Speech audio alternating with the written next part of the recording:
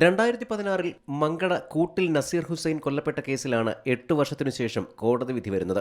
സദാചാര പോലീസ് ചമഞ്ഞ നസീറിനെ ക്രൂരമായി മർദ്ദിച്ച് കൊലപ്പെടുത്തുകയായിരുന്നു. 2016 ജൂൺ 28-നാണ് സംസ്ഥാനത്തെ ഞെട്ടിച്ച കൊലപാതകം നടന്നത്. നസീർ ഹുസൈൻ സുഹൃത്തായ യുവതിയുടെ വീട്ടിൽ പോയതാണ് പ്രതികളെ പ്രകോപിപ്പിച്ചത്. പ്രതികൾ നസീർ ഹുസൈനെ വളഞ്ഞിട്ട് ക്രൂരമായി മർദ്ദിക്കുകയും തുടർന്ന് മരണം സംഭവിക്കുകയുമായിരുന്നു. ഈ ഒരു സ്ത്രീ ഒറ്റയ്ക്ക് താമസിക്കുന്ന ഒരു വീട്ടിൽ ചെന്ന് അവർക്ക് എന്തും കാണിക്കുകയല്ലേ, അവർക്ക് ഒരു ഭയവുമില്ല, ആരെ എന്തും കാണിക്കാമെന്നുള്ളൊരു ആറ്റിറ്റ്യൂഡാണ്. ഈ കേസിലെ തെളിവ് നശിപ്പിക്കാൻ പ്രതികൾ കൃത്യമായിട്ട് ശ്രമിച്ചിട്ടുണ്ട്. ആ മുറിയൊക്കെ അവിടെ അടുത്ത് ചോരയൊക്കെ കഴുകി കളഞ്ഞിട്ടുണ്ട്. അത് ഈ സയൻറ്റിഫിക് എക്സ്പേർട്ട് വന്നിട്ടാണ് ഈ കഴുകിയ ചോരയൊക്കെ കണ്ടെത്തുന്നത്. അവിടെ വെള്ളം കൊടുക്കാൻ വിസമ്മതിച്ചതും ആശുപത്രി കൊണ്ടുപോകാൻ തടസ്സം ഉണ്ടാക്കിയതും മനുഷ്യത്വരഹിതമായ പ്രവൃത്തിയാണെന്ന്.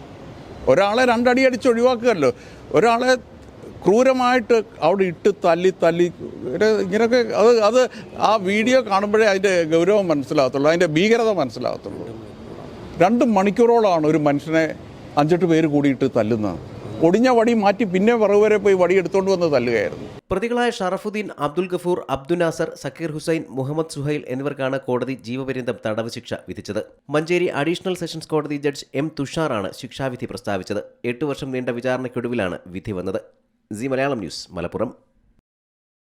ഏറ്റവും പുതിയ വാർത്തകളും വിശേഷങ്ങളും വിരൽത്തുമ്പിലറിയാൻ സി മലയാളം ന്യൂസ് എല്ലാ ഡിജിറ്റൽ പ്ലാറ്റ്ഫോമുകളിലും ലഭ്യം.